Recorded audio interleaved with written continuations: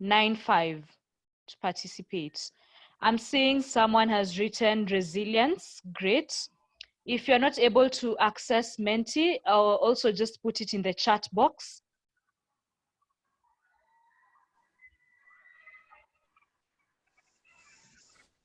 I'm seeing sharing of knowledge, open-minded.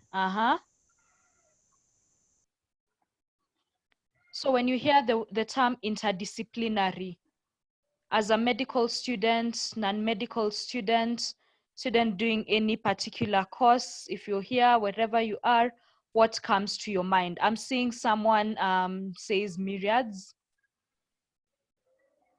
Nice. I wish they were able to expound on that. There is health promotion, there is One Health, wow.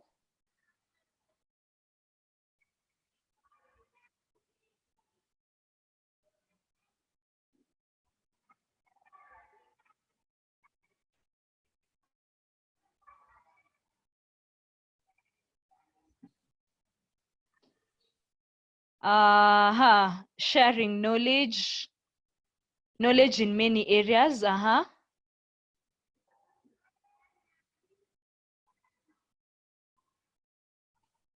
Great. I think we have, if I'm not wrong, 1 more minute. I'm reading Shedrack. Thank you, Shedrack. Shedrack says intertwining many courses and address the same matter. Thank you, Shedrack, for that.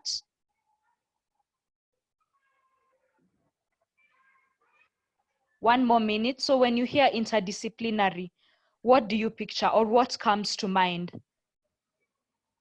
Interdisciplinary, transdisciplinary, multidisciplinary, what comes to mind?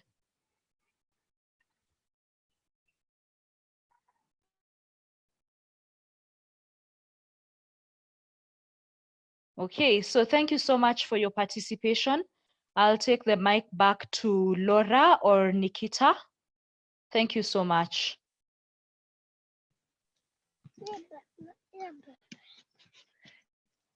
Hello guys, thank you. Thank you Samantha for that game, and it has brightened us up and has given us the platform to start our webinar today. So I'm officially welcoming you guys to this webinar of today. We have amazing guests and our 3 speakers. We really appreciate that you made time to come and speak to us today. Yes, so I will start by briefly talking about the organizations and that brought this webinar into place. So the collaboration of FAMSA, Standing Committee on Medical Education and Research, ReMed, Ubongo Campaign, SOHIC CHS, MSAKE RePub and SCORE brings you interdisciplinary research, which is the 4th webinar in a series tailored to be a guide for the budding researcher. So we have been doing series. So far we have done 3 series, 3 webinars. Today, this one is the 4th one, and it has been going well. So we thank all the organizers who have taken part to organize such wonderful webinar. I will just give a very brief introduction of these organizations, because we do not have much time and we have 3 speakers and we really want to give them ample time to talk to us and nourish us with knowledge and everything that we have come here for. So I will start in no particular order about ReMed, which is Research in Medicine, is an organization founded and run by medical students for medical students with the aim of building capacity to carry out research. So they take hands-on approach to learning research with experienced mentors whose guidance to students as they learn by doing it in tandem with other research theory classes. And about FAMSA, which is the Federation of African Medical Students Association, is an independent, non-political federation of medical students associations in Kenya, which basically works to bring together medical students in Africa and promote, and especially the standing committee that is involved in this particular webinar, which is SCOMER, seeks to promote medical education and research. On to MSAKE, which is the Medical Students Association of Kenya, is a non-profit, non-political organization that represents all medical students in Kenya and falls under the International Federation of Medical Students Association, which is IFMSA. I believe most of us here are from Kenya, and you have probably, if not definitely, heard about MSAKE, and it has a number of standing committees, 7, which includes SCOMER, SCORE, SCORA, and such. The next one would be Student One Health Innovation Club, CHS. This is a student-led organization that brings together students from diverse professional backgrounds to explore One Health challenges through research, learning, and development of innovation. So all these people that have been that have come together with one goal, which is to build on research, to enable medical students have that knowledge about research. Last but not least is about the Ubongo Campaign. The Ubongo Brain Awareness Campaign is the Kenyan chapter of the annual International Brain Awareness Week. The campaign is run by undergraduate students within the College of Health Sciences under the patronage of Kenyan alumni of the International Brain Research Organization, Neurosciences. So all these organizations came together to bring us this wonderful, very wonderful series of webinar, and we appreciate.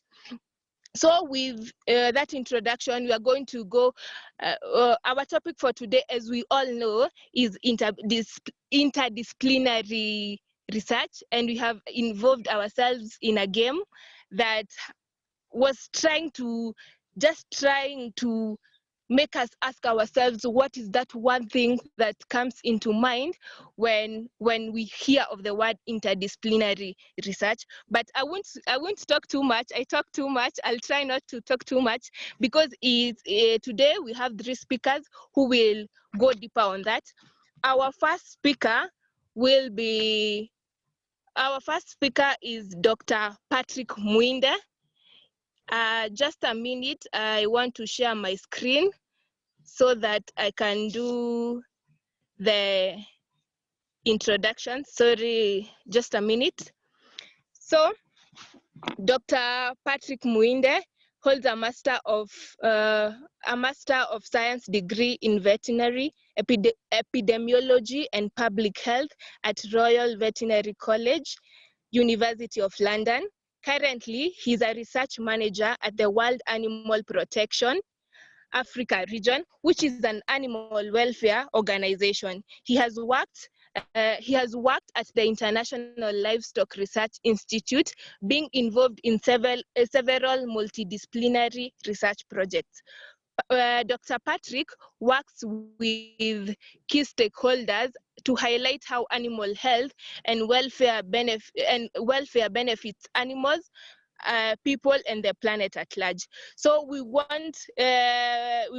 I know he will touch on it very well, how we come to the realization and understand the critical connection between animals, humans, and environment. Dr. Patrick, thank you for making time to be here.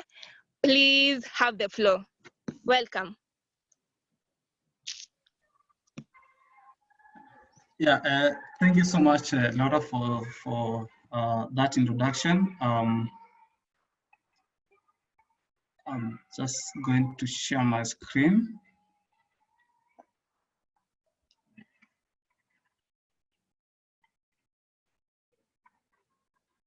Okay, yeah, there you go. I hope everyone can see my screen. Yeah, good morning, good afternoon, good evening, depending on where you are. But from Laura's comments, most of us are from Kenya. So it's good afternoon.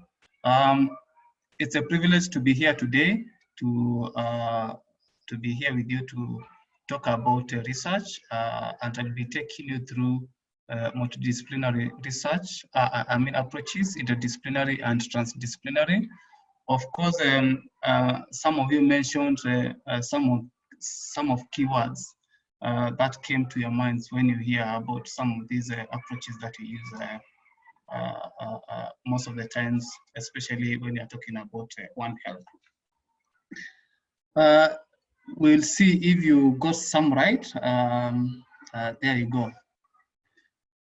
When you talk about multidisciplinary approach, this draws on knowledge from different disciplines, but stays within the boundaries of those fields.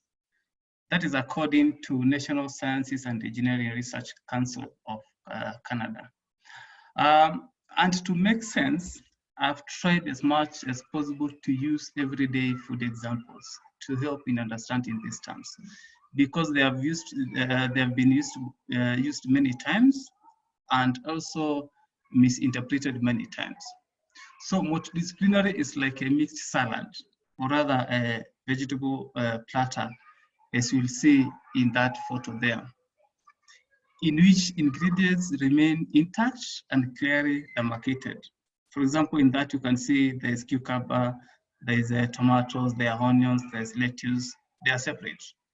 So basically it's bringing different disciplines together to work on a common goal. Then after that, everyone is separated. When you talk about interdisciplinary, it analyzes, synthesizes, and harmonizes links between disciplines into a coordinated and coherent whole. What do I mean with that?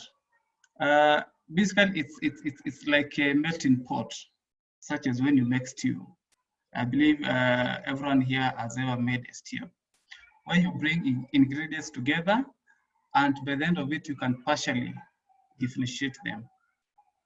For example, there you can see maybe there's peach, there are potatoes, maybe there was a tomato. Yes, you can differentiate them, but not that thoroughly, just partially. That is what interdisciplinary research is. Basically, it's coming together people of different disciplines, but they come together to work on a common goal. They interact and may forge new field or discipline. About transdisciplinary, this integrates the natural, social, and health sciences in a humanities context, and in so doing transcends each of their traditional boundaries. And again, using a similar example as the ones which I've shown before, it is like a cake in which ingredients are no longer separated, and the final product is of a different kind from the initial ingredients. For example, in that cake, there could be milk, eggs, water, there's flour, but you cannot pick any of those items. And what you get is better version than individual ingredients. I'll speak about these two terms, which are increasingly referred to when talking about disciplines coming together. That is complexity theory and systems thinking. I'll do it partially. I won't touch so much into that. Of course, generally we need to accept there's no statement for complexity theory or any complex or how complex something must be to become with the ambit of complexity theory.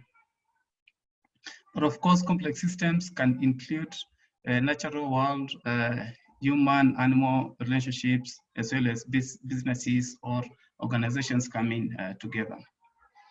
This theory acknowledges that real-world problems involve a mixture of linear and nonlinear patterns. Basically, classical scientific approach such as cause effect may not be sufficient on its own to solve these problems. And of course, here, as most of us are students, we must acknowledge that we are not students of some subject matter, but students of problems. And these problems may cut right across borders of any subject discipline. And that's why we need to think beyond our discipline. About systems thinking is not as an approach to understand complex problems by identifying and understanding the systems at work within them. What do I mean? Systems thinking approach varies with traditional analysis, which studies systems by breaking them down into their separate elements. Basically, the basic principle of a system thinking is that it is something more than collection of its parts, and it brings ability to incorporate multiple perspectives to understand interconnections and interrelationships between disciplines. Of course, no human is an island, neither any other species, may it be a pig, a chicken, a cow, a dog, whichever name it. And that shows the degree of connectedness between humans and their animals. There's a saying which goes, if you don't visit the bad neighborhoods will visit you. And that brings about systems thinking. And this system thinking, it is strongly interdisciplinary in nature. I will try to use a long-told story in India. And basically this story, it's about a group of blind men who have never come across an elephant before. And they have to learn and conceptualize what the elephant is by touching it. So each blind man is told to touch elephant, to feel different part of the elephant, but should only touch one part of that elephant. Maybe a tusk, maybe a leg, maybe the sides or tail. Then through that, you should describe that elephant based on your limited experience, or rather where you touched it. Their descriptions of the elephant are different from each other, depending on where they touched. For example, the one who touched tusk said it's a spear. The one who touched a leg said it's a tree. The one who touched side said it's a wall. And through that, they came to suspect that maybe the other person is dishonest and is not telling the truth. The moral of this story is that we have tendency to ignore others and claim absolute truth based on our limited subjective experience. We ought to remember other people's knowledge and experience might be equally true, and we need to interact to get an holistic understanding of an issue. We must bring most advanced understanding of the issue under study. And of course, everyone has his worldview, sometimes limited view. And therefore, we need to comprehend the entire elephant, like in this picture. We must keep big picture of the end in view, wherever we are coming together to work as a team. The now and future is working together beyond confines of our own school disciplines. We must see bigger picture for spontaneous career growth. We must avoid single discipline silos. Working together is the new home of blue sky thinking, where we brainstorm with no limits, where we come together and focus on a large challenge. And of course, of recent, we have seen a lot of funding research projects or approaches that incorporate other disciplines. They have been given priority when it comes to funding. And also we have seen other themes being put in place, like living with environmental change, which is geared towards mitigating climate change. But with all that, we must understand this is a big call, because the current system of education favors the independent investigations or other research, and therefore they need to stretch beyond what we are being taught in school. Diseases are emerging more frequently from animals. And of course, we can see that through the current situation where we are of COVID-19 pandemic. And quickly, I thought it's good to share a few statistics of where we are when it comes to human, animal, and environment interactions. Around 60% of human infections are estimated to have an animal origin. That means at some point, we acquired them through animal, basically zoonotic diseases. Another 70% of emerging infections are those to originate from wildlife. And also you must mention that domestic animals share most of these zoonotic diseases, basically because of high contact rates that we have with them as humans when you compare them with to wild animal species.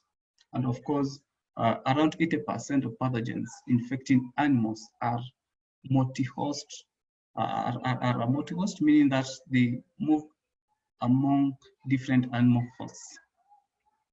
Of course, we have seen so many outbreaks recently. For example, SARS in 2002, MERS in 2012, there's Nipah, there's COVID-19 where we are in, there's swine flu, there's H1N1, and many others. I mean, the list is big.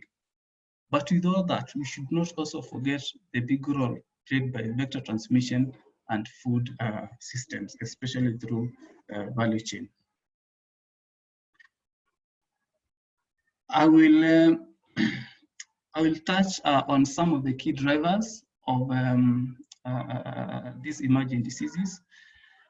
There's increasing demand of animal protein.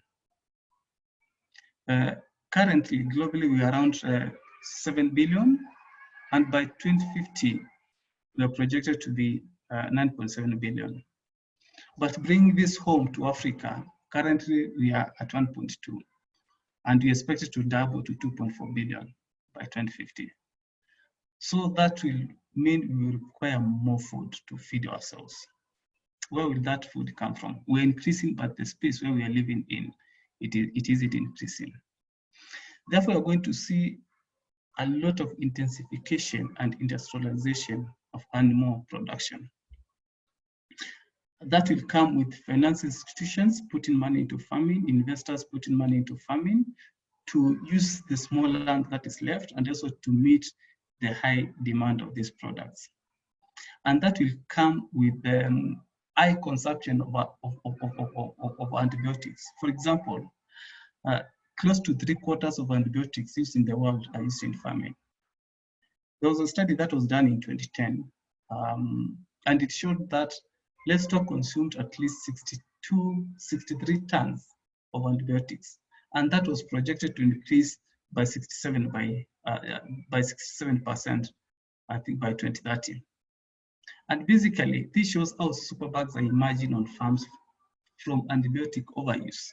And those superbugs are entering our food chain and our environment.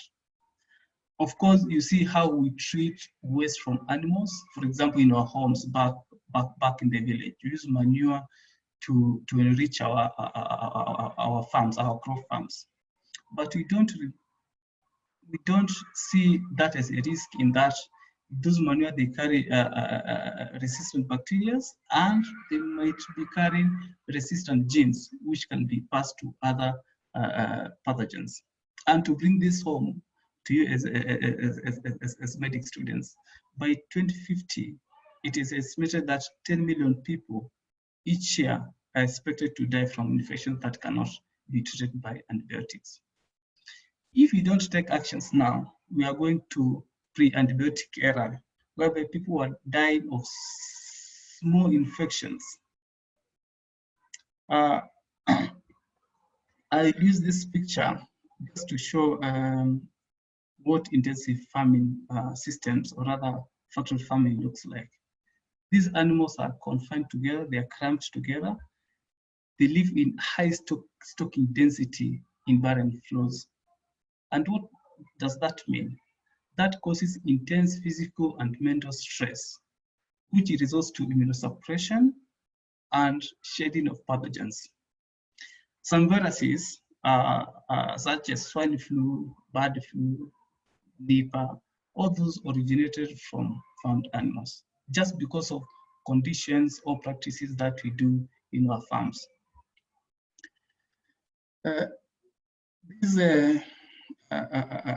This map here just shows you different regions in the world in relation to their consumption of antibiotics in farms.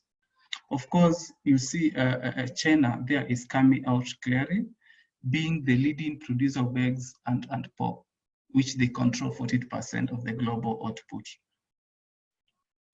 And that is because their production levels, their production methods are intensive, which requires a lot of use of antibiotics. Another example is US, which is leading a producer of poultry meat, and of course Brazil and European Union, which lead in beef. It is estimated that at the moment, about 40% of antibiotics produced are used for feed additives, or rather growth promoters. Another key driver is wildlife exploitation. There's a lot of wildlife trade for a number of reasons. For example, exotic pets. You have seen a variety of wildlife species being traded to be kept in people's homes, in hotels and other places. For example, birds, African grey parrots, reptiles, such as snakes, monitors, lizards, or whatever, name them. They're being traded in big numbers to be kept as exotic pets in our local markets and also outside Africa. In the current pandemic, we have seen increased poaching, especially for bushmeat, and also there's trophy hunting in Africa. All this exposes us to new pathogens and risk us for spillover scenarios. Another aspect is traditional medicine. There's a lot of trade of wildlife to supply traditional medicine in Asian countries. And for example, this picture shows you pangolin. Pangolin is the most traded mammal globally, and is traded for its scales, which are used for traditional Asian medicine. For example, you have had trade in donkey skins, and there's been uproar all over calling government to end that. All these products are traded to those markets where they are believed to treat long-term illnesses such as arthritis, or believe they have aphrodisiac effects, though all that has not been proven scientifically. Of course, we have seen, for your information, lion bones being traded from South Africa, also supplying traditional medicine. But people don't tend to look what is the risk in consuming these products. For example, lion bones, TB has been associated with lions. And bringing it home, though a lot of research is still going on to establish where COVID-19 came from. We all know it came from a wet market in Wuhan, and in these wet markets, animals are kept on top of each other, where they defecate, they urinate, and so many different species of wildlife they are together. And that creates a very good environment for pathogens to mutate and spill over. Pangolin has been mentioned as a potential intermediate host of COVID-19. After genetic analysis, it showed there's a coronavirus in pangolin, which is similar to COVID-19, but of course there's a lot of work going. Maybe it acquired it from bat before it was passed to humans. Another aspect is the increased pressure on natural resources, like accelerated urbanization, land use change, or that leads to climate change. Developed nations, or other superpowers like China, they are running big projects like big projects across the globe, especially in developing countries, in infrastructure. All these are cutting through ecosystems. An example is that anthropogenic land use changes in Australia has contributed to considerable rise of emerging and emerging mosquito-borne diseases, and also other vector diseases such as Lyme disease. Currently in Brazil, there's a lot of clearing of forest land only to create space for grain production or cereal production, which is meant to supply animal feed market. And of course, don't forget, there's a bit of competition, because as humans we also consume cereals. We share maize, the same as pigs, poultry, cattle, and other livestock species. That creates a lot of pressure to our land. And of course, as you know, Amazon is the largest rainforest in the world, and many times it is referred as lungs of the planet. There's a lot of politics happening there. So just imagine when this comes here in Africa, what is going to happen in our Congo forest, which is our biggest forest. Those are some of the things which you need to think about.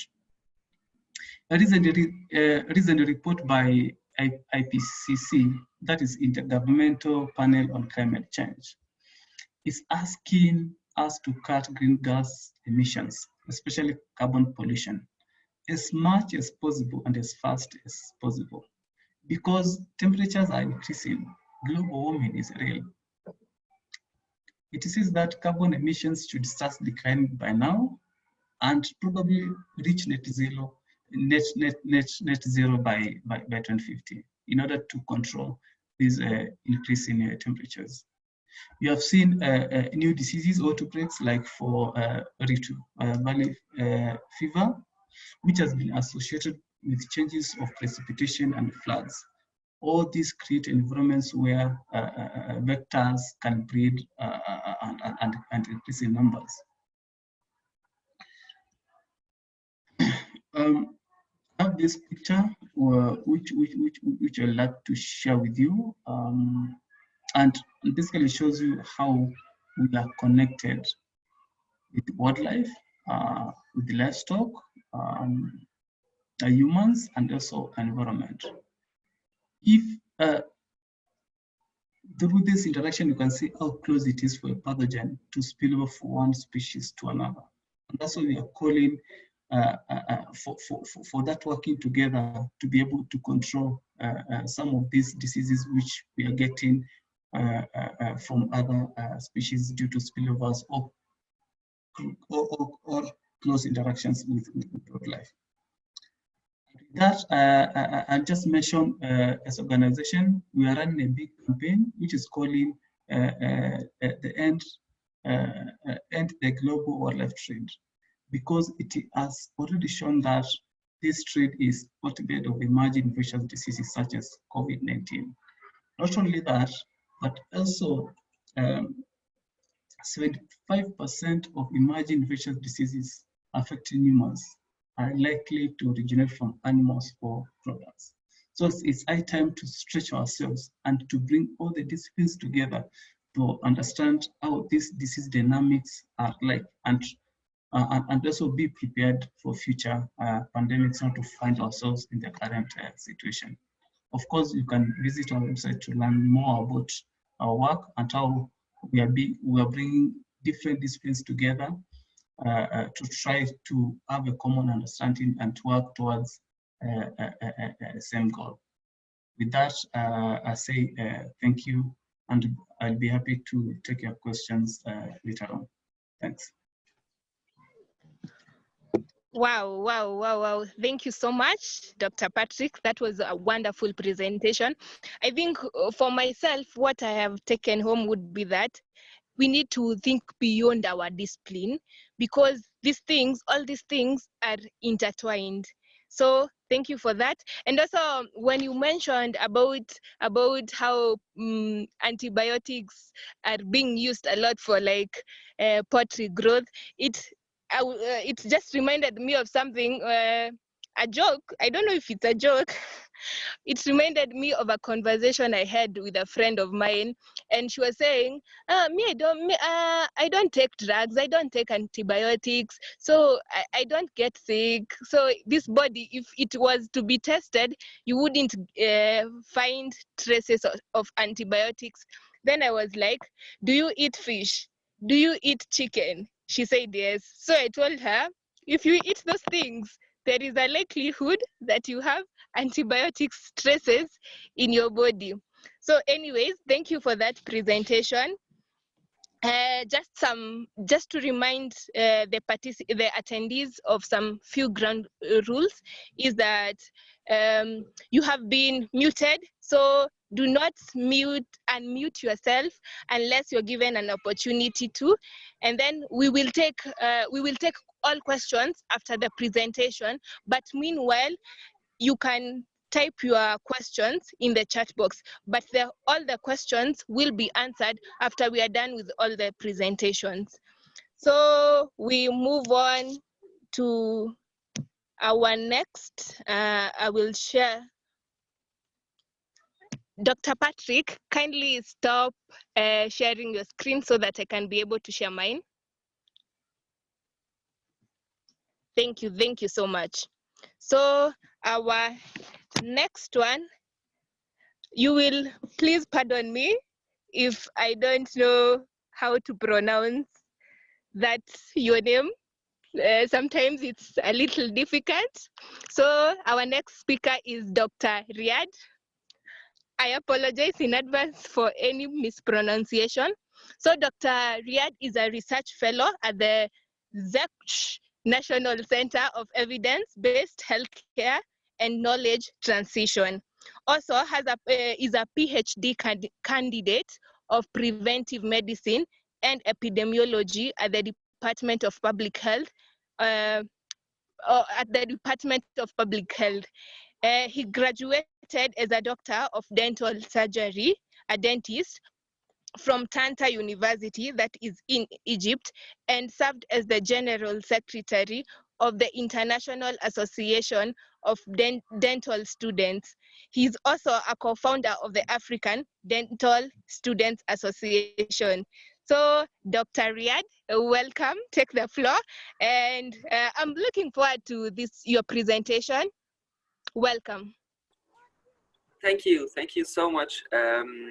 Okay, so I would like to start sharing my screen because I'm still naive in this application. Okay, so if you can see my screen, please confirm me or tell me if you can see my screen right now. Yes, we can see your screen. Perfect. Okay, thank you.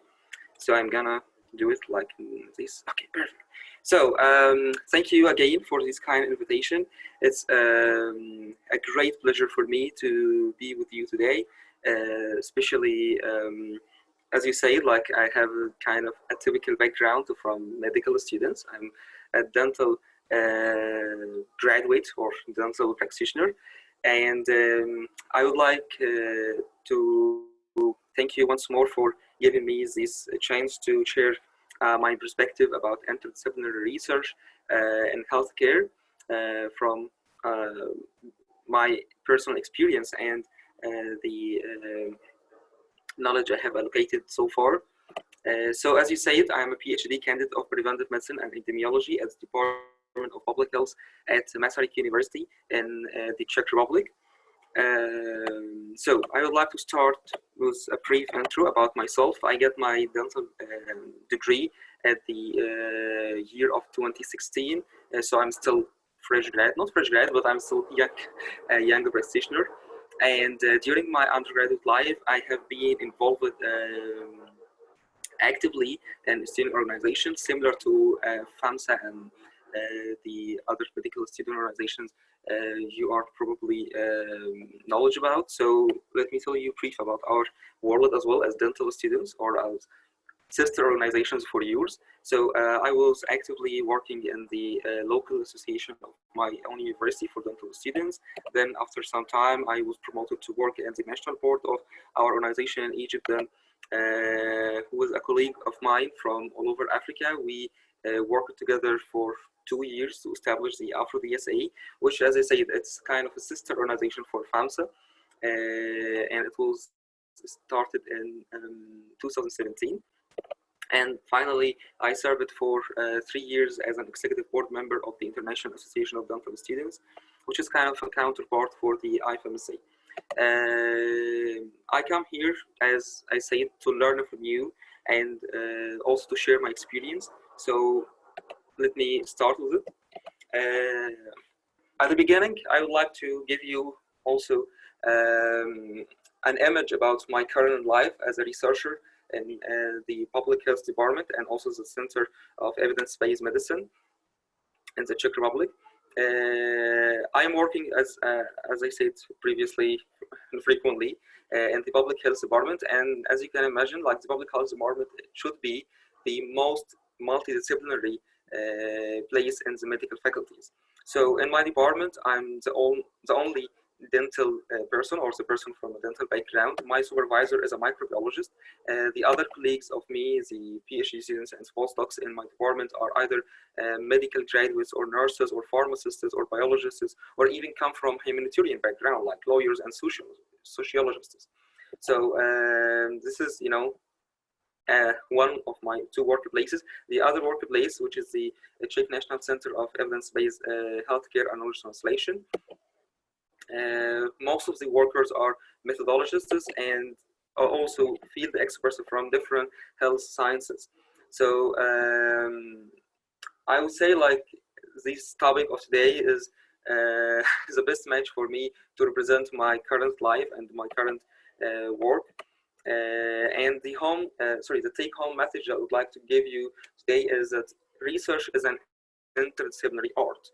You can't do a research, you can't read a research paper without touching 2 or 3 at least sciences. Like, for example, if you go to read any medical paper, you will find a part about statistics or statistical methods. And we as medical students or as healthcare students need to get these, you know, other sciences in order to be equipped in order to perform science in any field or any level. So I wanted to also share with you a question about the second part of my presentation today, which will be more about oral health and how to make oral health approach it interdisciplinary.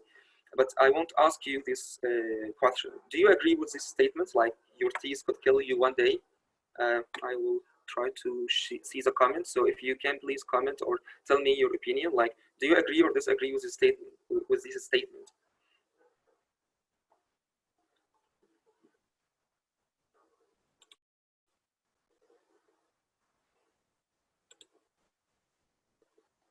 Oh, wow.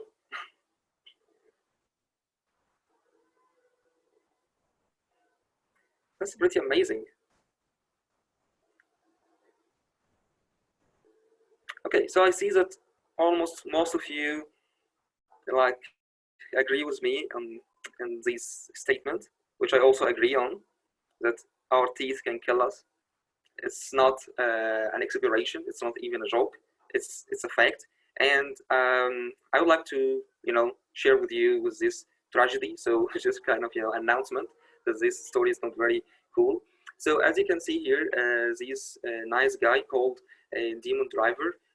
He was born in 1995, 1 year younger than me. So I was following his story as a pro of mine. He was from Baltimore, Maryland, and when he was 12 years old, he came back from school with a triple toothache, and a few days later, this toothache led to him into the intensive care unit, which led him to an emergency surgery into his brain, and a few hours later, we lost Demon Driver.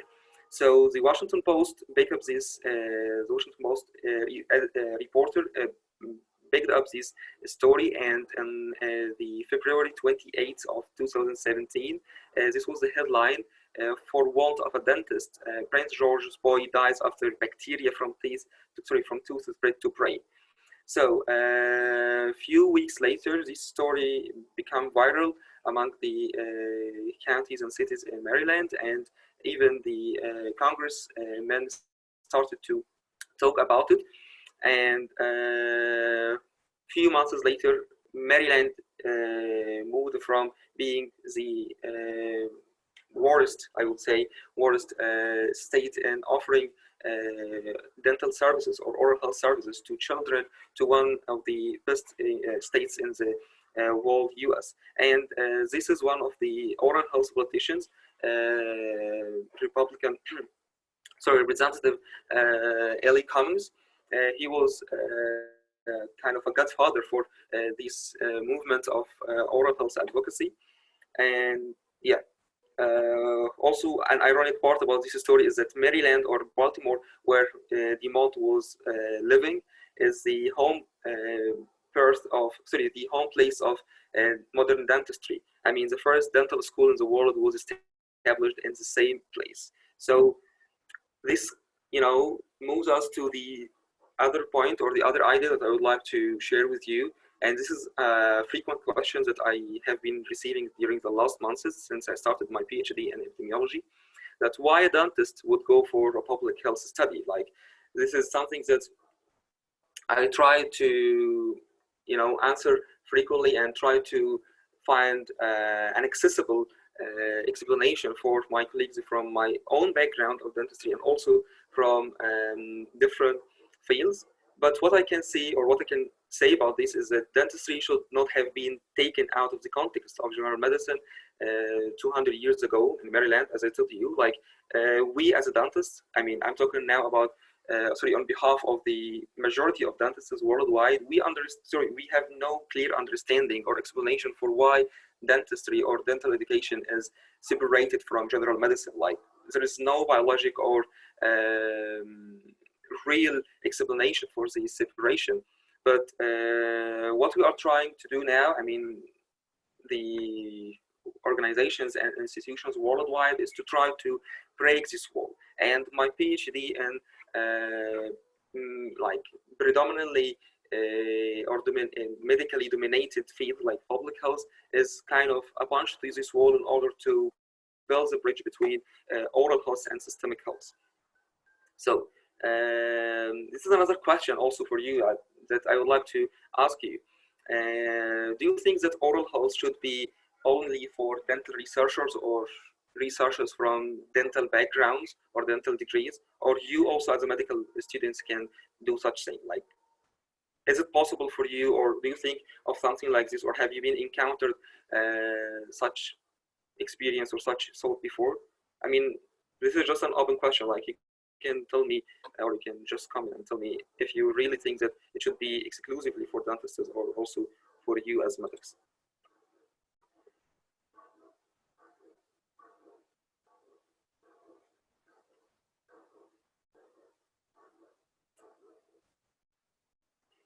Okay, I can see in the comments.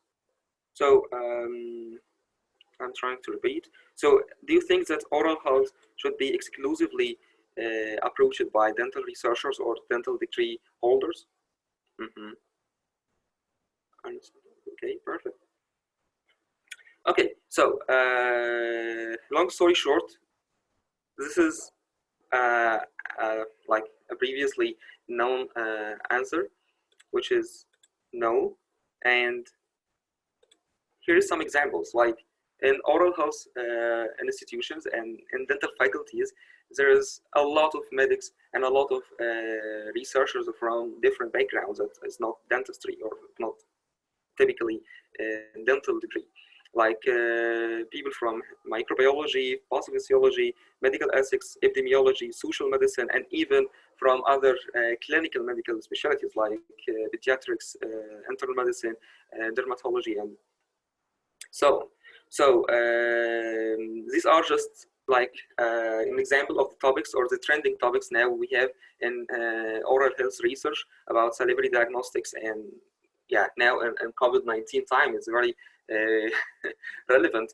But also we can think of oral biomics and oral health education, and like a long list of topics and themes that could be approach is interdisciplinary by medical and dental researchers. Here I would like to share with you some facts from the WHO about oral health and why oral health need to be addressed on a global level and on interdisciplinary approach. First, oral diseases is the most common non-communicable diseases worldwide.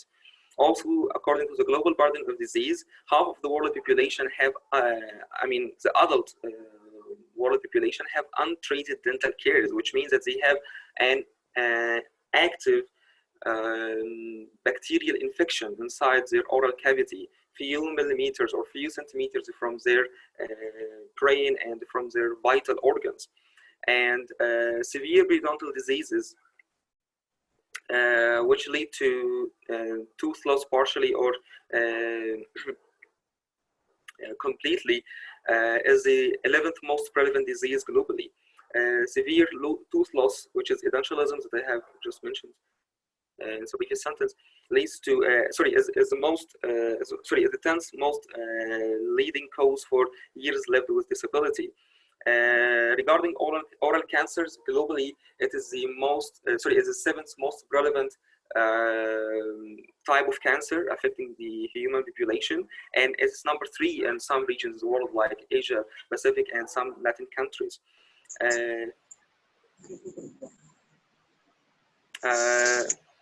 Pardon, I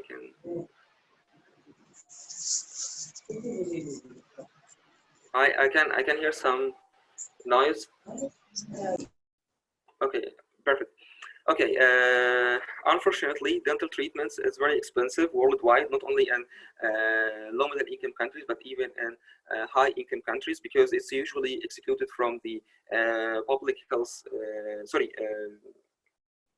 state-funded health insurance schemes. And so people need to pay for it from their own pocket. And it's approximately 20% of the total out-of-pocket expenditures. And as I just said, like most of the low-middle income countries in our region cannot afford to cover the oral health expenses. And here I would like just to reflect on the great communication between NCDs and oral health and their common risk factors, like the behavioral risk factors. And the WHO is frequently trying to address this common risk factor approach to address both oral diseases and other NCDs like diabetes, hypertension, and etc. Here I would like to end with few advice for you as undergraduate and early career researchers. First is to look or put your eye on the secondary research. And here I'm talking about the evidence-based medicine, because due to insufficiency of resources in most of our countries, medical researchers and early career researchers specifically struggle to get appropriate fund for their projects and also other logistics. So secondary research opens the door for or gives us the hope to indulge ourselves in research and science without all these burdening requirements. Also, secondary research gets the attention of the scientific and the medical community in the recent 30 years due to its effectiveness and leading and guiding the healthcare and health systems. So as a medical student or as a graduate student, I would say that this is the most ideal research option you can try to start to learn and even do. And as far as I know, there are a number of student clubs worldwide that tries to embrace the evidence-based, like Student for Evidence-Based Medicine. It's a UK-based organization, and it's also affiliated to Cochrane. This is just an example of how medical students can form small research groups and evidence-based medicine, and start to make their own projects. Secondly is to be open-minded and resilient.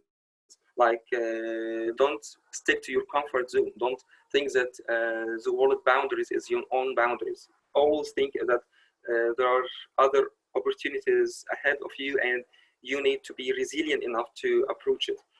Finally, is to look at the future and focus on the health targets and sustainable development goals, because this is, as I can say, the magnet of our efforts. Like, this is the things that can appropriately align your efforts to grow in science and get more opportunities in the future. Finally, I would like also to insist on the things that I have said at the beginning, that research is an interdisciplinary art. I can't see research as kind of an isolated profession or like close-minded profession, but in healthcare and healthcare research, we need to be working in a very interdisciplinary level. And finally, I would like to thank you once more for your time and your attention.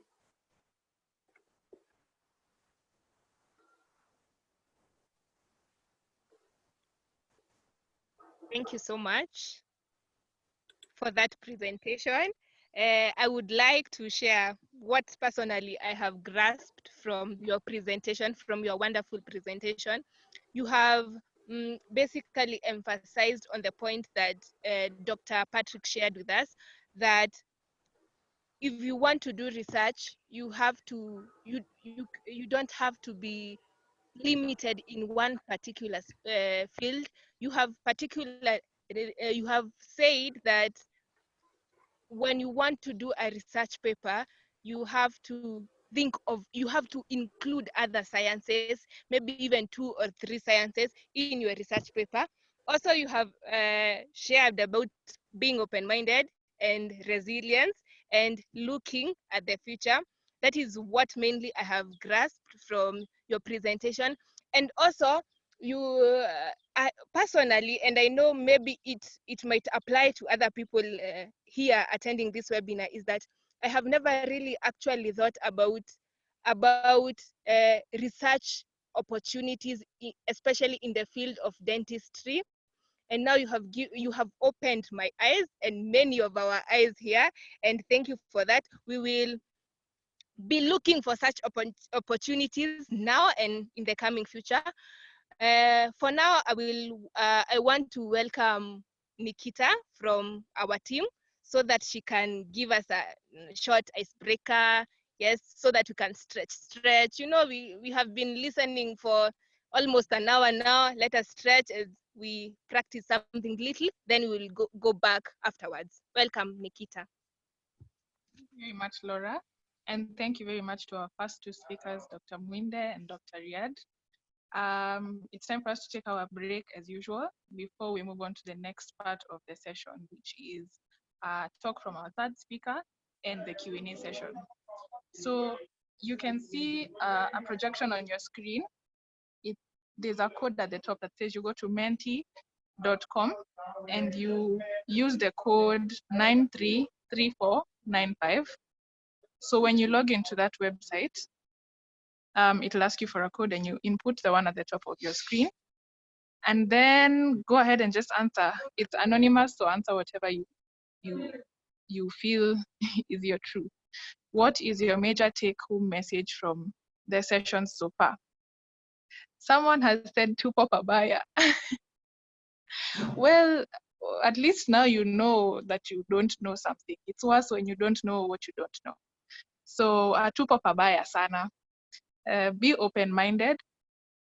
That's a very important thing to do in research.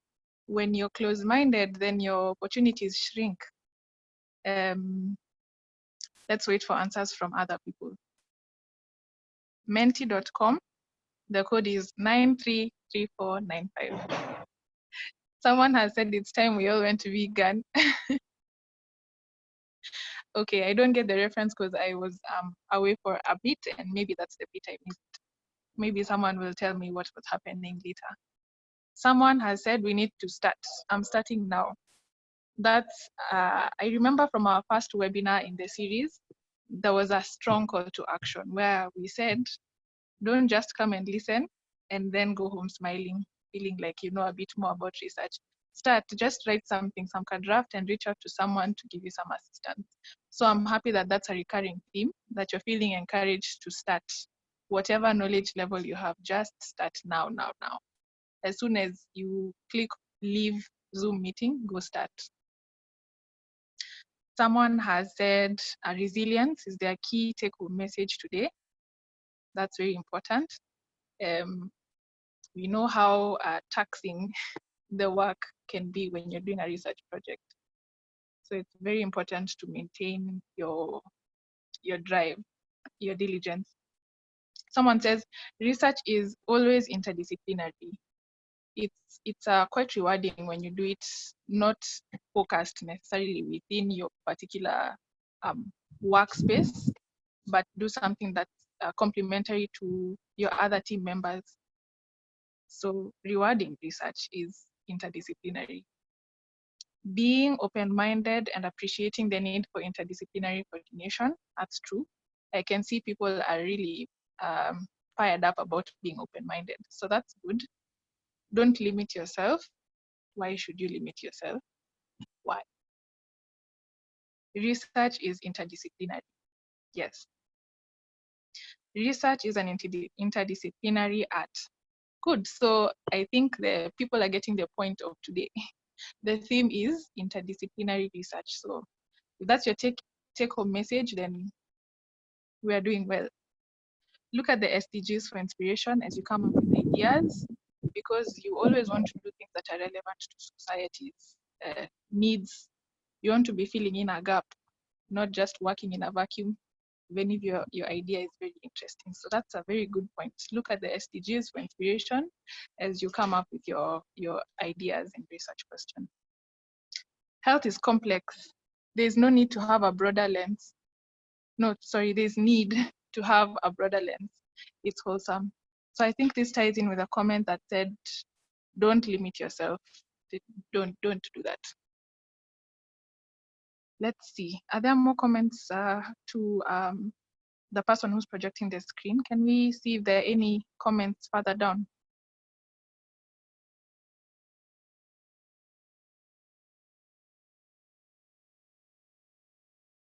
And remember, as you take your break and as you go through the session moving forward during the third speaker's talk, and even during the Q&A session, type your questions in the chat box. Make sure you don't leave the session not having your curiosity, catered to. So leave your questions in the chat box and we'll have a Q&A session to address them.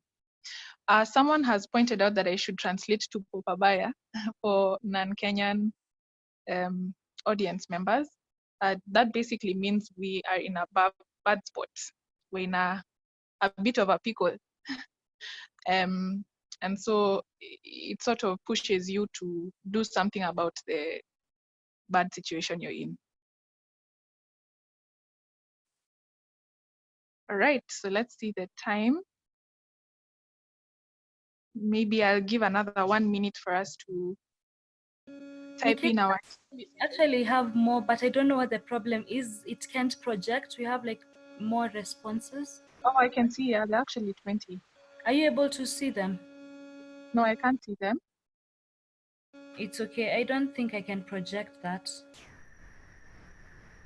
Okay, Sawa, but I see that we're getting the gist of the session today, which is think broadly, don't limit yourself, try interdisciplinary research, and be relevant. So the SDGs are a good place to look for inspiration. I think that's it for our break. I hope you stretched, drank some water, taken like a brief walk around the room where you are. We are going to move to the next part 2 of the session. That's a talk from our third speaker, Dr. Cookie, and then we'll have our Q&A session. And so I will invite Laura back to to take the podium and invite Dr. Cookie, introduce Dr. Cookie. Thanks, guys. Thank you a lot for that break. I have personally stretched a bit, and I hope all of you guys have done so. I can see, before I introduce Dr. Cookie, Yes. I can say that our speakers should be proud of us today, because we are showing a very good students. Actually, people are really showing that they are grasping and gaining a lot of knowledge. And all this talk about interdisciplinary research reminds me of, okay, for our non-Kenyan brothers and sisters who might not know this person, in Kenya we have a famous marathoner called Eliud Kipchoge, and his motto or his slogan is something like, no human is limited. So even in our research, we should not allow anything to limit us. Okay, we will move on to our next speaker, who is Dr. Koki. A brief introduction about her is that Dr. Koki is a medical doctor and a public health specialist with over 18 years experience in healthcare. She also holds an MBA in strategic management from Kenyatta University and a diploma in information systems. Dr. Koki is currently the Kenya Country Director for Global Programs for Research and Training. She has worked previously at MREF Health Kenya. She has also worked as the director of AFIA, which is a Kenyan health knowledge management organization. And something also that is interesting and interested me is that she has won various awards and recognition, like the Business Daily Top 40 Under 40 Women in Kenya. Is it that amazing? And also AFIA Plus Imarisha Exemplary Staff for the year 2014, sorry. Dr. Koki, thank you for being here. The floor is yours. Welcome. Okay, thank you very much, Laura. And thank you for inviting me. I'm so glad that you're doing this session on research, because I recall when I was a medical student, we really didn't do anything on research. We came to struggle later when you were all in our medical field. So you guys are way ahead, and I'm really proud of what you're doing. So let me share my screen so that we can get started. Can you see that? Yes, we can. Okay. So I'm going to talk about research to practice, because research is, at the end of the day, if you don't practice it, then really you've not made a difference. So let's shift a bit to just look at the how to do it and what are some of the considerations that are in place. So this is the outline of my presentation. So let's get started. Maybe a bit about me. Laura has introduced me, and just to say that I finished my undergraduate in 2001. It's quite a long time ago, as I was thinking about it, but not too long. And in our days, we didn't have MSAKE, we had AMSON. And I remember in first year, we even had a FAMSA conference. So as you were talking about these groups, I was reminiscing and seeing that indeed you guys have really come a long way, and keep up the good work. I've also done a fellowship in global health leadership, which taught us a bit about research and programs. So it has provided me with some useful skills in the area of public health. And when I finished my internship, I actually just practiced for 4 years in clinical practice. And in the midst of my practicing, I felt pulled to the preventive side of medicine. I felt that I needed to see patients at the beginning rather than waiting to see them at this other. And then that's when I made the shift. So I've been in public health for the last 14 years and doing various things around program implementation in the various health sectors, as well as research studies. So just to start us off in terms of saying, what can we define research as? And we can define research as a systematic investigation that is designed to develop or contribute to generalizable knowledge. So that's what we are looking for some knowledge that will just not help one thing, but it can be generalized and help many more people. So if you look at research, there are various categories of health research. The first one is what is known as population research, which is epidemiologic research, where you're really looking to try and understand why do diseases happen, how do they happen. So you're really looking at groups of people, you're looking at populations. Another type is laboratory research, which you're doing to understand how the diseases work. You know, what exactly goes on, and you now start to develop new drugs and treatments that can then deal with these diseases, because now you've gotten to understand how they work. And then there's also clinical research, which is done to better understand how to diagnose, prevent, and treat diseases. So when you think about research in the health domain, we are really looking at these broad categories, and within them, there are very many other types of research, but this is just really the three main arms if you think about it. So what is it about research? What we know is, you know, in this world, there's a lot of ill health. We have many people who die. And if you think about it, you would really say that, you know, we could avoid this, all these unnecessary deaths and the ill health, by simply applying the knowledge and the tools that exist, okay? And it is true, you know, if you think about medical science and the various, the results that have come out, the new technologies, they are really there. And it is true that they have, at the rate at which we produce them outpaces their application, because we are busy churning out new knowledge and everything, but their use is not at the same rate. But it is also true that the knowledge and the tools that we have from research are not always adequate to tackle existing health problems. And the reason for this is because diseases don't stand still. Where a disease was last year does not necessarily mean it will be the same today. And therefore, there is need for constant generation of new information and, you know, looking for more and better ways of protecting health, promoting health, reducing disease. You know, like it's just something that keeps moving. It's not still, therefore, there'll always be more knowledge. And when you get more knowledge, you discover you need to get even more knowledge and so on. So it's something, it's a moving target when you think about research. And so in summary, research really plays a critical role in strengthening health systems and improving the equitable distribution of quality health services for the populations in need. So we don't do research for the sake of doing research. We do research for the sake of making a difference in our health systems and improving the health of the people who are in need. And so when you look at, so this is all about research. So what are some of the key things why we do research? We want to uncover the nature and extent of underlying health problems, disease trends and risk factors, and their root causes.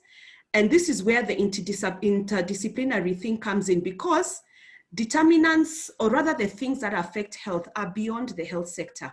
It is not just about health. You need to go into the other sectors, the other social side of it. What is happening in the agricultural sector? What's happening with people's livelihoods? What's happening in the water and sanitation sector? All these things have an impact on health, and therefore when you do research, you need to look at the extent of everything and all their root causes.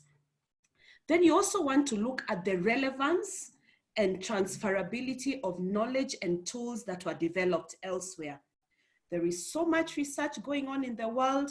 So the question is, will I just pick what was done and bring it here? No, you need to look, can we really transfer what was done there? Is it relevant for us or not? So that is why we also do research.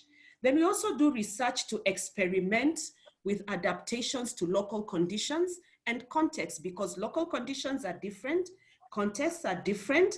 So we need to experiment and see, will this work for us or not? We also explore scaling up, because if something works, then we don't sit on it.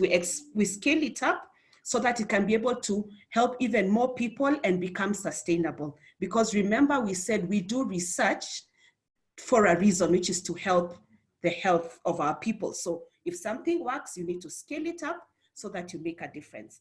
Then finally, it's to monitor and evaluate the effectiveness of these interventions and the degree to which they are successful. Sometimes you will do something and it will not be successful. And the reason it's not successful is because of maybe the way you did it. So if you evaluate this, you will be able to find a way to make it succeed the next time. So we do research for those things. So at the end of the day, research will produce new findings that will contribute to effective and efficient healthcare. And this will only change outcomes if health services and the health professionals adopt the findings into practice.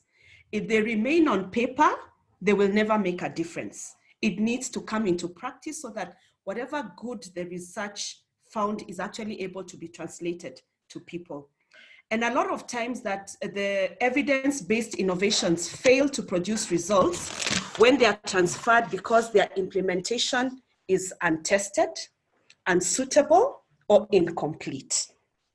And one of the things that we always need to remember is that the one size fits all for research findings does not work. When you think that something has worked in point A, and when you take it to point B, it will work the same, that will not work in research. So it'll just give you like a template, it'll give you an idea, but picking one thing and taking it to another will not work. So let's talk about what is known as the no-do gap. Now, when you think about research, you need to ask yourself, how do we know that we know something? You know, how can you really know that I do know this? Do you just think you know, or do you actually know? And the second question is, how do we do more of what we know and do it better? Okay, because at the end of the day, if something works, you need to be able to say, how do we make it more efficient? How do we make sure that this reaches more people? How do we increase coverage? How do we scale up? How do we reach more people? That is the question. And then how do we monitor and evaluate so that we confirm it's working? And how do we know what to tweak here and there? Unless you monitor and evaluate, you'll never be able to refine your interventions and your programs. So there are two common gaps that we see, you know, in the area of research. And the first one is known as the evaluation gap. And here's a way to look at it. We have billions of dollars that come from international donors and national governments all over the world, and they are channeled into health programs in the low and middle income countries, such as ourselves in sub-Saharan Africa. But we do not know enough about what programs are working and how well most of them are working because they are not rigorously evaluated. You need to be able to have a very clear idea that this program started at this point, then we had this intervention, and then this happened, which means that because of this particular intervention, we've been able to get these results. If you do not do that rigorously, you will never have good enough information about what works and what doesn't work. Then there's the implementation gap. Researchers are pouring in more money into developing new drugs, new vaccines to improve health. But the coverage of these interventions, and they are proven interventions, they will work. But why is their coverage poor? It's because we do not know how to deliver them successfully to all those who need them. Because remember, we said contexts are different. You cannot pick one thing that has worked in one area and take it to the other area and assume it's going to work. So we need to be able to figure out how do we deliver them successfully to all who need them. So to do so, how do we start? You know, in the critical steps that you have in research, identify the research focus and the questions, design the study, ensure research quality and rigor, and then apply ethical principles. So the first one is identify the research focus and questions.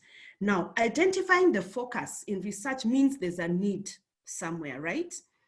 And if there's a need somewhere, it means that there are also stakeholders who need to be engaged. And stakeholders are these people who are feeling the need together with you.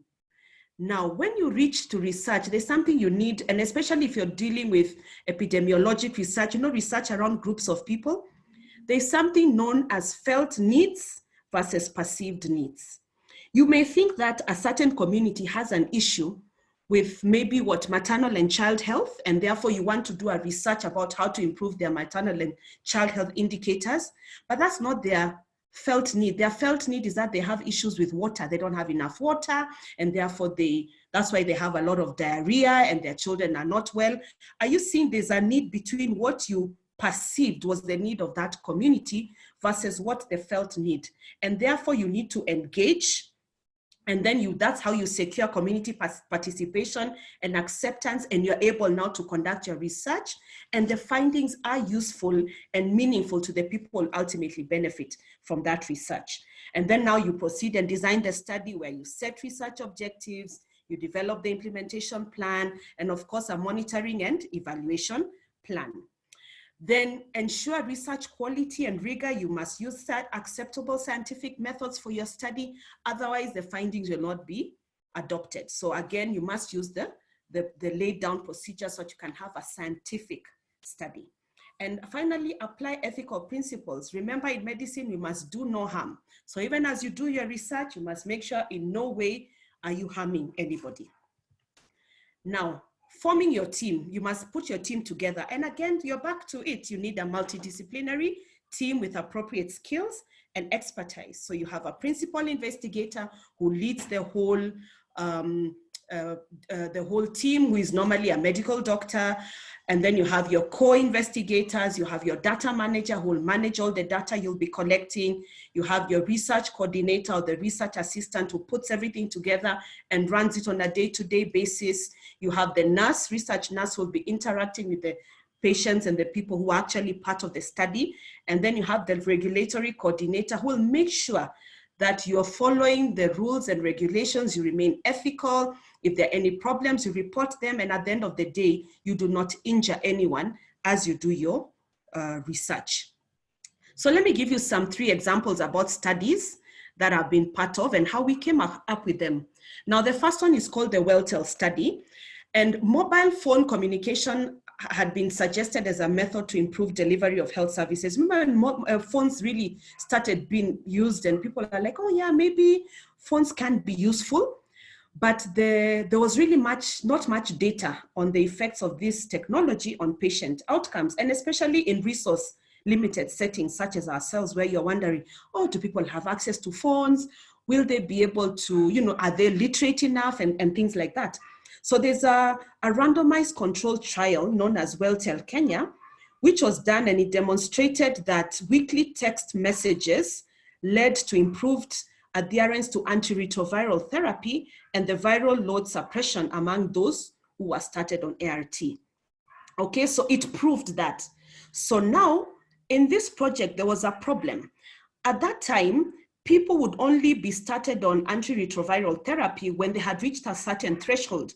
When you were recently diagnosed with HIV, you did not start treatment immediately. So we were supposed to be taking care of these people, just monitoring them over time and discovering whether have they reached the threshold to start treatment.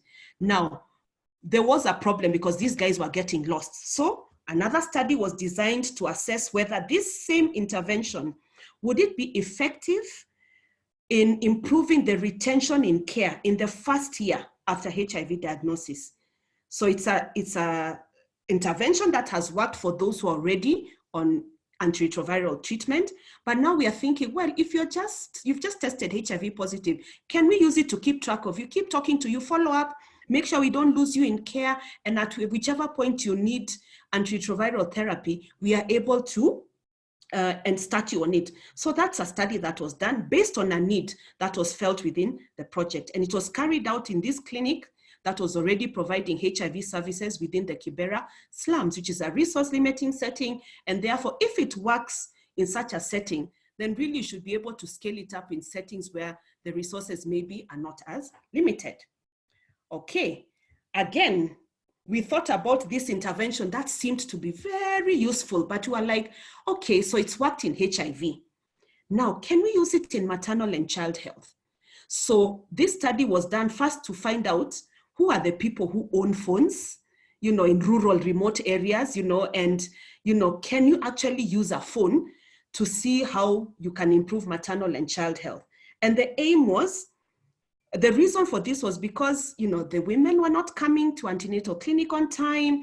They were not having skilled births. There were too many home deliveries, and their children were not getting all the vaccinations as needed. So that was the need. So the question was, can we then use this intervention that has worked in one setting? Can we change it, do it in maternal and child health, and see whether it works? So there you had a study that makes sense, that meets a need for the population, meets a need for a program that is in place that is dealing with poor maternal and child health indicators. And the intervention was a success. The women were able to come. We reminded them, you know, come for your first visit, you're due for your next one, remember to give birth in a facility, your child is due to be vaccinated, and so on. So there were some good results from this study. The final one was about improving food security. So there's this HIV program, and the HIV program was facing a challenge because people would say, I'm not able to take my drugs because I don't have food. And the area had a lot of food insecurity, and nutrition was a problem.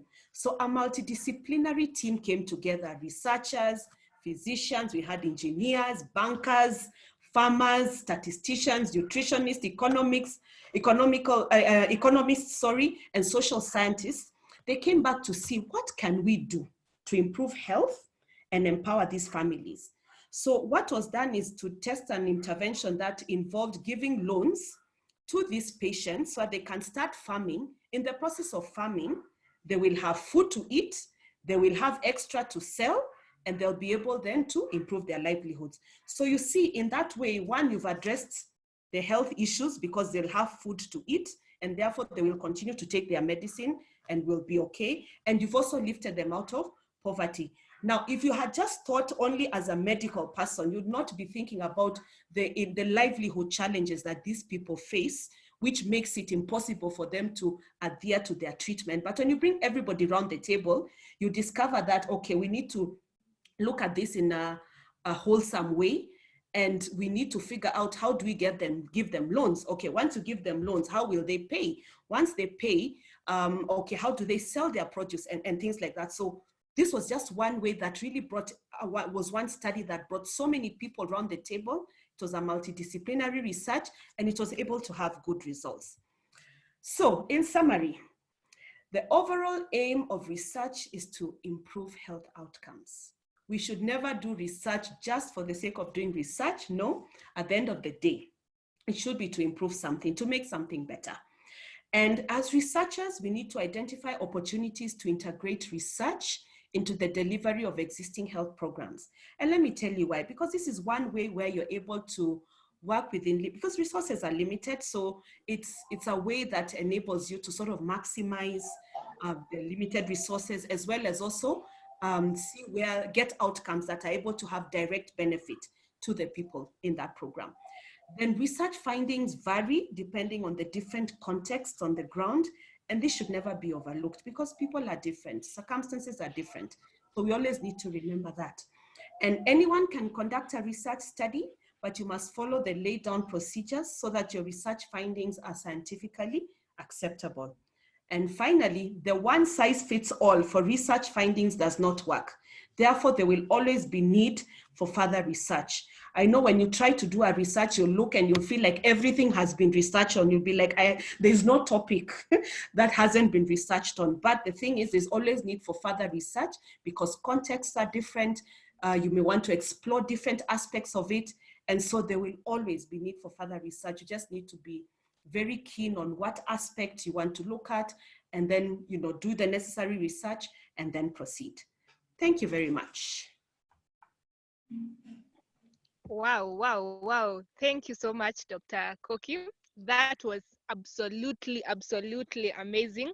Just to highlight what myself I have grasped from your presentation is that we need to know how to deliver.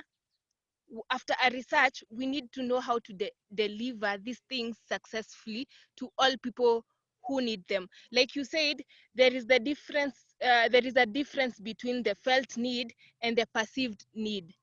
And you told us to try and engage the community so that the results are more meaningful rather than going for what you personally think is needed and the community has another perspective about what they actually need.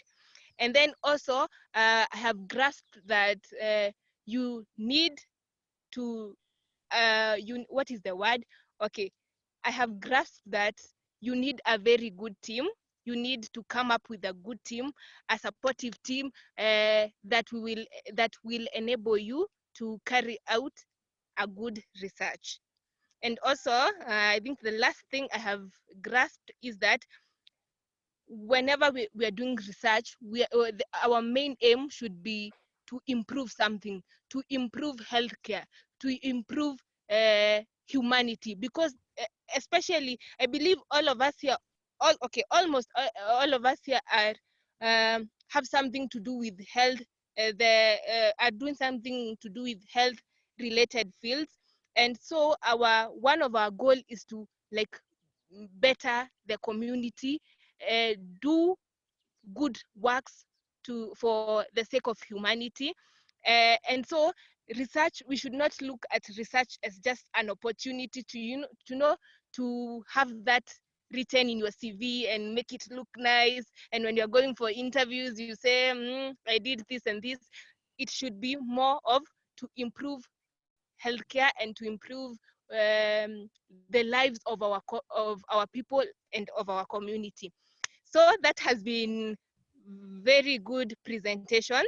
And now we will go to the Q&A sessions. I believe there are plenty of questions indeed. After such, after such presentation, surely there have to be popping questions. So I will give the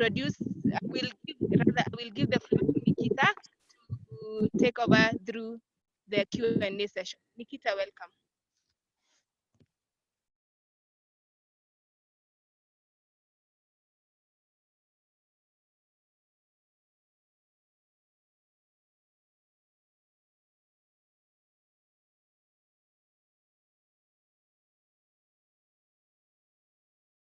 Thanks again, Laura, and thank you very much, Dr. Sorry, I was muted. Thank you very much, Dr. Kuki, for that wonderful presentation. I was not aware that there's a no-do gap, and it was very enlightening to see what it's all about.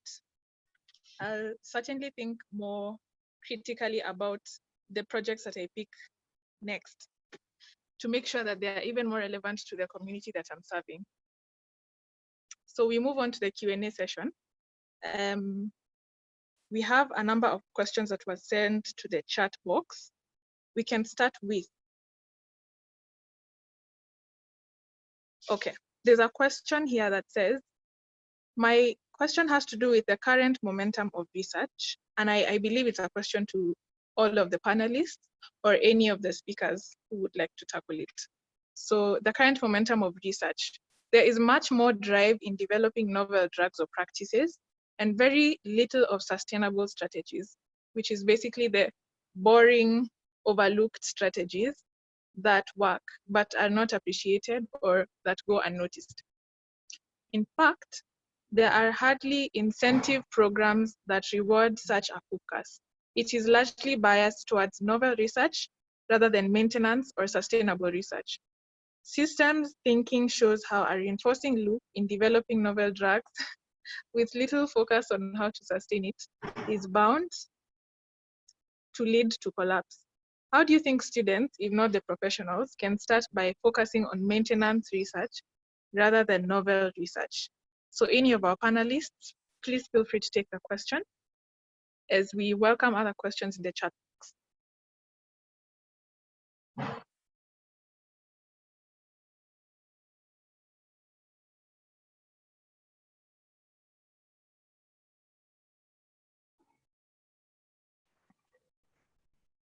Hello, yeah, thank you for that question, Patrick here.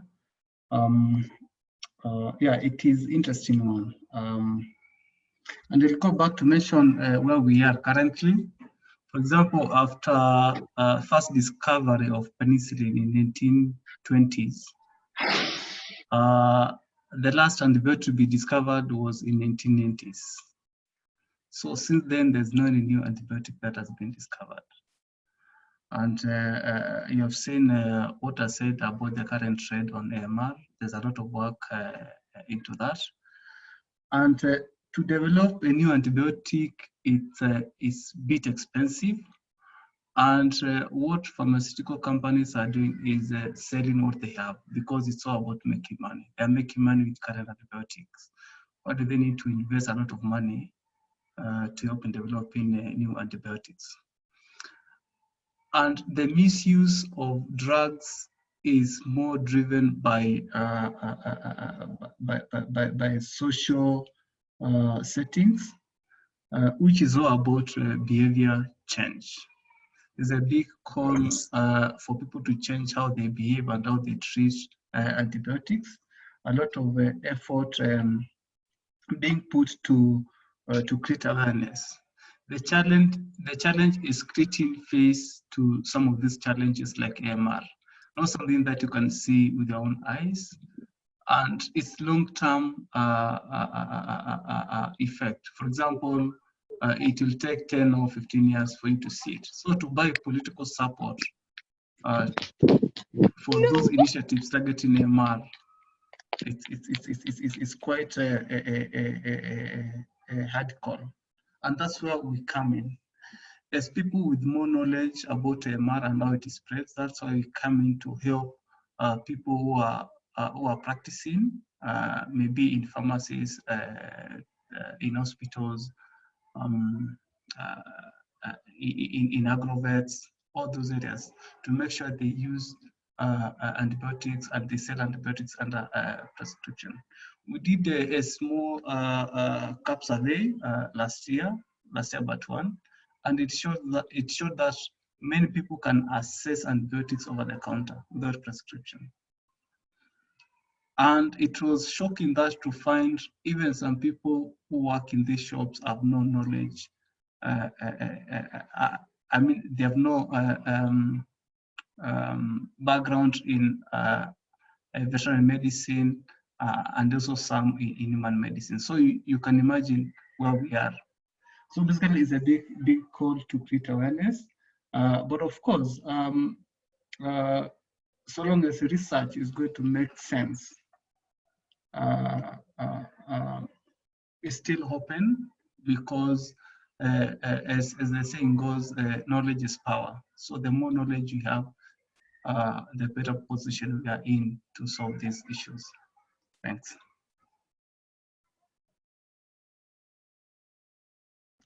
Okay, thank you, Dr. Patrick.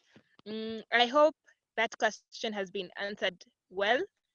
I think it was asked by Innocent. Innocent, I hope you have been answered. So I will move to the next question. The next question is for Dr. Riyad, and it asks, how welcome is research in the dentistry fields? And would you say that research in such fields have a bigger potential compared to other fields? I think what this person was trying to say to ask is, could you give us just a brief summary of how research there is in terms of like potential? Is there much better potential compared to these other fields? Dr. Riyad? Yes. Yeah, okay. So it's kind of challenging question because it has multiple phases. So on one level, definitely dentistry could be more potentially open for medical students and medical doctors, because we have been trained for 5 years alone, you know, as a separate specialty. So the odds of you to be integrated in our teams is much more higher, because we like definitely lack for these competencies from general medicine graduates. However, like you need to be resilient with the options you might get, because sometimes you will find the best opportunities for you and the basic science departments, like departments about oral histology, oral anatomy, oral biology, you know, stuff like this. Or you might be interested in like higher level of interventions, like public health interventions, which like the dental public health departments. So it depends on your views and your personal and preferences. And as I said, like dentistry is a good option for this. And if you compare like dentistry to, for example, other medical specialties, you will find there is a like already sufficient connection between the medical specialties, because they kind of originated from the same locus or the same place, which is it's the same faculty, I mean. But these connections are really poor when it comes between oral health and systemic health. However, like the science now tries to understand more about these interactions between oral health and systemic health, and here where you can really intervene. Like I will give you brief examples for these topics and the things that I have been going through briefly in my presentation. Like for example, the periodontal health and diabetes, we have great evidence now, I mean greatly emerging evidence now about these interactions and how diabetes can worsen the oral health states, and how oral health states and oral toxins can worsen the states of diabetes. And it's not only diabetes, it's also diabetes, obstructive respiratory diseases, and even Alzheimer. Like last year, we have very breakthrough research connects the periodontal pathogens with the Alzheimer disease. And so as you can think, like oral microbiome is the second largest microbial community in the human body after the gut microbiome. And compared to gut microbiome, oral microbiome is much more richer in terms that it has a higher number of species or more diverse species because it's exposed to the external environment. So it reflects like many things about the internal body health, you know, and like other parts of the body, like many diseases, even COVID-19 started to have, or we started to record some COVID-19 manifestations in the oral cavity. So think of it, oral cavity was isolated from your curricula for some reasons, and definitely the people who work in this field needs your competencies and need your help to enrich the research in these areas. Okay.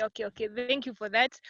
I think everything is clearly showing that there is potential in that field, especially due to the fact that these things are intertwined, they're interconnected, as it has been the topic of the day today about interdisciplinary research.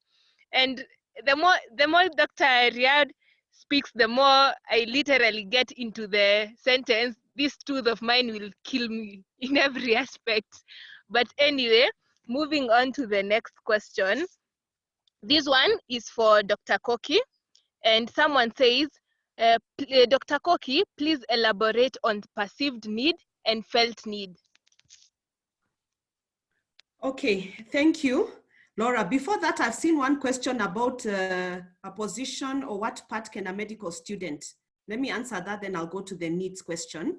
So I think as a medical student, there are various roles you can play.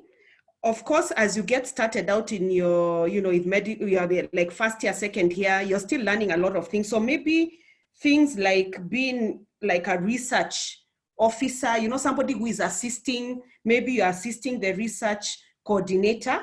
Those are things because it allows you to get into understanding what is research, and you're working under somebody who has some experience. So those are some roles you can play. And as you progress, you can also be a co-investigator, because the principal investigator is the one who has the idea, but they work with co-investigators. So even as a student, you can be a co-investigator and contribute to developing the research idea and working on the study proposal and then actually implementing it.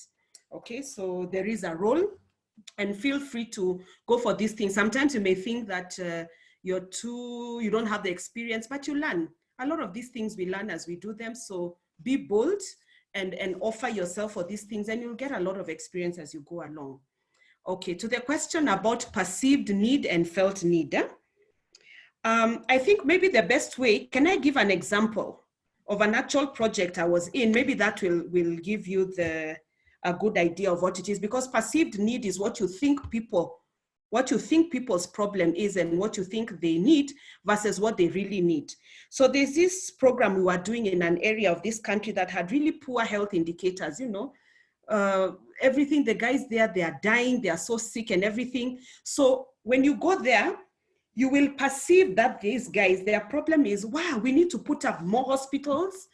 Oh, let's get more healthcare workers on board. We don't have enough supplies in the hospital. Maybe that's why they're not coming. Let's get more beds. You know, let's make sure our hours, the working hours are good so that when guys finish taking care of their shambas and their cattle, they're able to come. Those are perceived needs that you're trying to solve, okay? But what was the actual reality on the ground? One, the felt need was that one, we did not understand the cultural norms. They would not come to a hospital, maybe when we're asking, why do we have so many, you know, with low facility births? It's because culturally, the women would prefer to be delivered by female nurses and not male nurses. And a lot of the hospitals there had male nurses. So you think that I need to fix the facility so that people can come and we help them improve their health indicators, but that is not the problem. If you start with the community and talk to them, you'd realize the norms here are, no, we do not like male nurses assisting our women to give birth. We have cultural positions that the women prefer to give birth on, and yet when they come to the facility, they are forced to lie flat, and culturally, maybe they give birth by squatting. You will not know that unless you talk to the community and get to know why they're actually shunning your health facility. Another thing was, because of the time they spent, you know, looking for water and looking for food, they simply had no time to come to the hospital. So unless somebody is on the verge of death, they will not come to the hospital.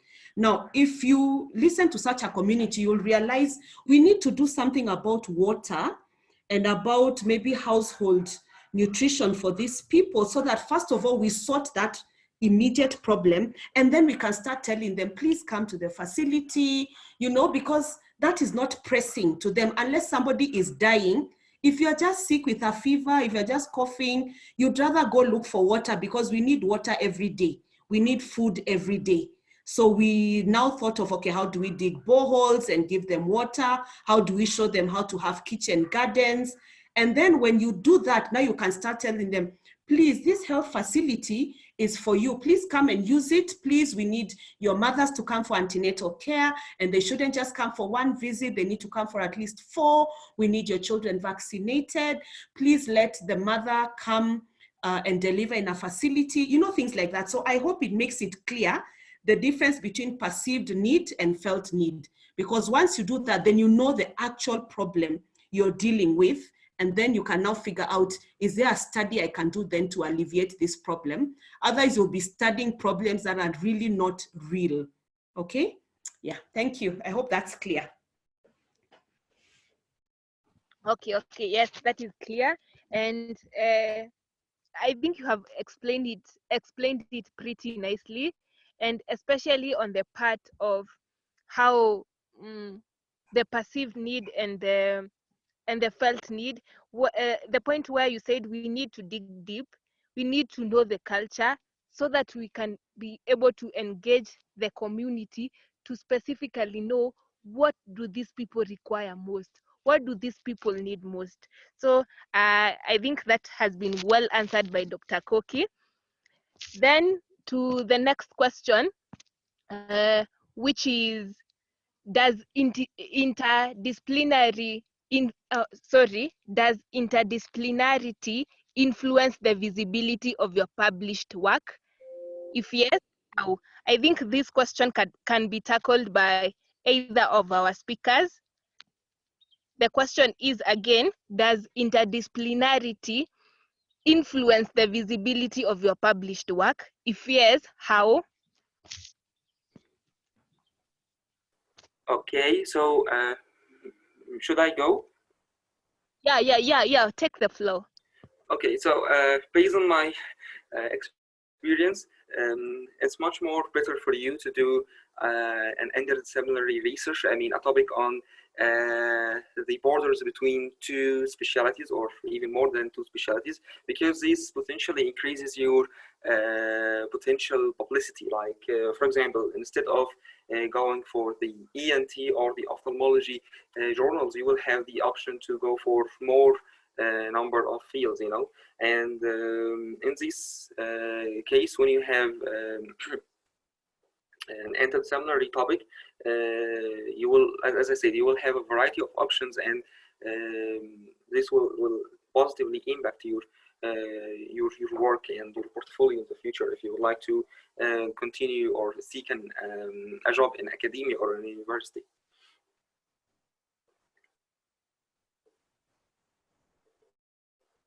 All right, thank you for that. Any other comment or anything from the other speakers? Yeah, I would just agree with what Dr. Riyad has said. Yes, when you have interdisciplinary, you're able to be relevant to many more sectors and get more interest, because then you're able then to have looked at your study from different perspectives, and then people can be able to pick up and even decide how they want to go further, because every research, by the time you come up with the conclusion, there will always be a need to do some further research to pick up on your findings. So I believe you have more breadth, and it's just generally, you know, better, I would say. Yeah. Okay. That is quite informative. The next question is for Dr. Patrick. How would you advise medical students to bring other sectors into medicine? For example, that farmer, that fisherman, that industry that releases dirty water into the river, because sometimes it's not easy. So can you give any advice on this? Do we start from the community level? Do we start from the curriculum level? Where exactly do we start so that we can include all these sectors in our goal, in our research questions, in the improvement of community and health? Dr. Patrick? Yeah, thank you so much for that question. And I'm happy participants are willing to take this forward. I will start by mentioning one of the multidisciplinary projects that we had, which was looking at emergence and spread of zoonotic diseases in urban settings. And in that project, we had different disciplines. We had vets, medics, socially, people have done sociology, wildlife specialists, urban planners, all those kind of people. We came together to try to see how pathogens are emerging from urban settings, focusing on humans, livestock, wildlife, and environment. When I say environment, is about water and water drainages in these areas of Nairobi. And we tried to cluster Nairobi according to different socioeconomic zones, sampling posh areas like Karen, to middle class areas, and to low income areas like informal settlements like Kibera and Dadora. And basically was to see if there's any pattern across all those areas in terms of spread of emerging pathogens. And through that, we interacted so much with the different disciplines and created more ideas on how we can further our research. And through that was a project that was born, whereby there was a student who was doing a study looking at Campylobacter in poultry farms and ready to eat meat. And another medic student went ahead to see if Campylobacter that is isolated from patients in hospitals present with diarrhea in those regions where those farms are located, to see if it's similar. So you can see through that there's a connection. Going to an area, you sample poultry and ready to eat meat in that area. Then you go to hospitals near that area to see patients who are presenting with diarrhea, clinical signs, and isolated Campylobacter to see if there is any similarity or something like that. So in a nutshell, I'm just trying to see it cuts across. That discussion can start from farm level, can start when you are buying meat from your butchery. It can start when you are in your cafeteria. Just trying to sensitize people why we need to use antibiotics mostly. But of course, when you look at different strands, because I believe everyone has his or her own role to play when it comes to these big issues. There's a role for producer, there's a role for retailer, there's a role for you as a customer. And of course, customers, they are more powerful because they influence how industry plays. So basically, it cuts across and it's upon everyone understanding his role to play so that we control all this. Thank you so much. I think the question has been well answered. We really do not have time. We would have loved to continue and air all your questions, people, but time is not on our side. So I think, please allow me to just ask one last question. And the question is, what strategies can be used when it comes into implementation of the results from research? Sometimes it is difficult to diverge resources, for example, from human health to animal health, especially on tackling zoonotic diseases. I think this question can be answered by Dr. Patrick or Dr. Koki. So please, you can answer.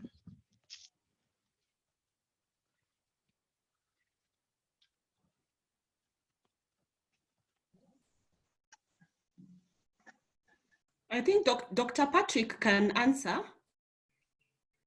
Yeah, sure. Yeah. Thanks for that. I think it's a big challenge when it comes to information flow and money flow when you are talking about interdisciplinary research. And it depends with country and donors priorities. For example, there are some donors who really focus a lot of work on zoonosis. For example, Melinda Gates, she has been funding a lot of work in developing nations to try to tackle spread and emergence of zoonotic diseases. And one of the key things that he really pushes is to have many disciplines coming together, because he believes that the concept that can only help solve some of these issues. Yes, comparing donors between Ministry of Health and Ministry of Agriculture or rather livestock, of course it varies in that many times Ministry of Livestock is not that supported in terms of funds, and it has to think outside the box on how it can get funds to support that kind of work. But the good thing is there are institutions here in the country who come to who have seen the key role that livestock plays in spread of zoonotic diseases. For example, ILRI, University of Nairobi, and of course Cambridge, they have seen that that angle, and through that we are able to tap on some of money that has been allocated through Ministry of Health. So I believe so long as it's concept that brings the two disciplines together, there's an avenue to share the funding. But of course, you agree with me, funding from Minister of Livestock is quite limited when you compare it with health, because we miss it by focusing more on curing diseases or treating diseases rather than preventing diseases. So when we check that concept, we will see much collaboration and much money being put towards controlling spillover of these diseases. As I mentioned earlier in my presentation, we're expecting more than 70% of new diseases and re-emergent diseases to be coming from animals and their products. So we need to open up, our governments need to open up and put more money towards prevention of these diseases than trying to treat them. Just the same case of COVID-19 where we are now.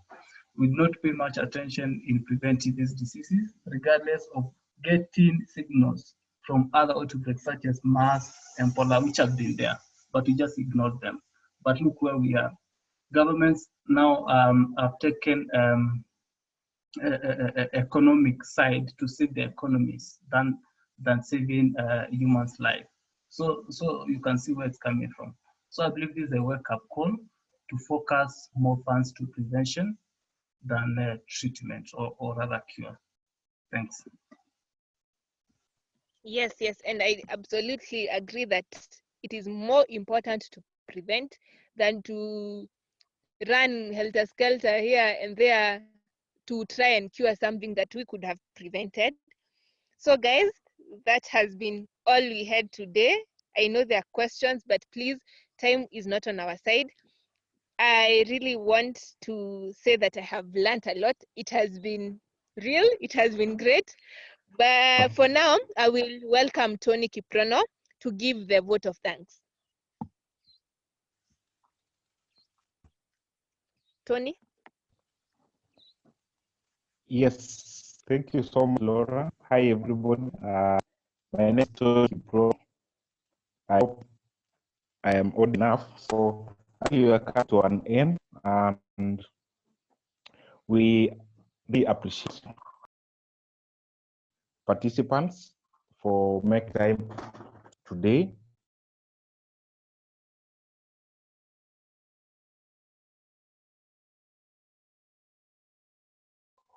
Yeah, for making time today to attend to our session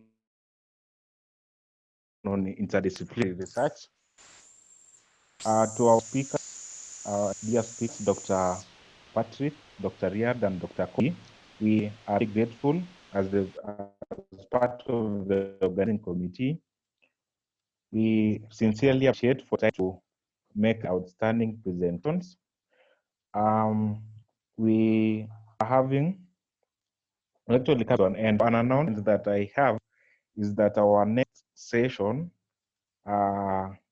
and probably the last one, will be next week on Thursday, the 30th of July, same time, same place. So be sure to be in touch with us through our various social media platforms. You can, for instance, so far you can get in touch with us through social media platforms, at official_FAMSA, or even the website famsanet.org, or part of the other organizations, ReMed, Ubongo, RePub, and MSAKE.